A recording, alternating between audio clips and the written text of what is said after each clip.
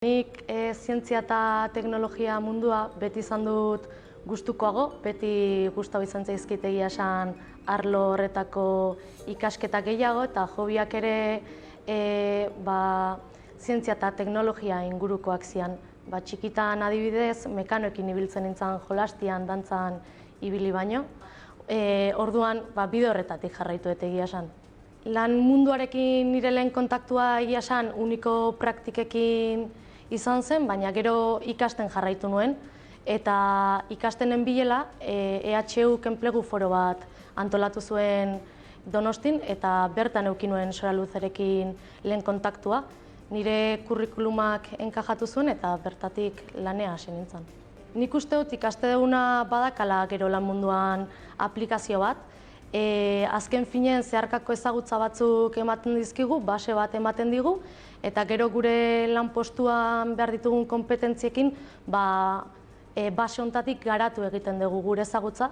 Egia da gero lan mundua askoz ere dinamikoagoa dela, aplikatuagoa da, ez da ikasketak diran bezain teorikoak, eta askoz ere mugimendu gehiago dago egunerokoan. Nire egunerokoan nire lanpostua eskari entrega prozesu barruan dago, eta batez ere makinatako parte mekanikoan arduradun izaten naiz.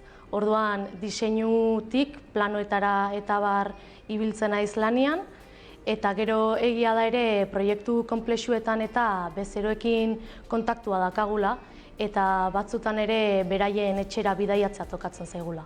Gehien gustatzen zaidana da, azken finean parte mekaniko guztian arduraduna ni naizela, eta bezeroarekin dakagun komunikazio zati hori ere asko gustatzen zait.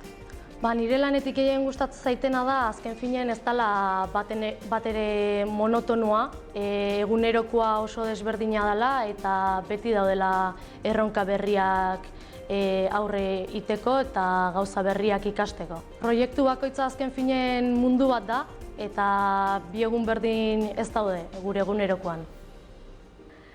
Animatzen dizuet ingenieritza eta teknologia arlo honetatik ikasketak jarraitzea, azken finean gure mundua apasionantea da, eta nesken ikuspuntua gero eta gehiago dago.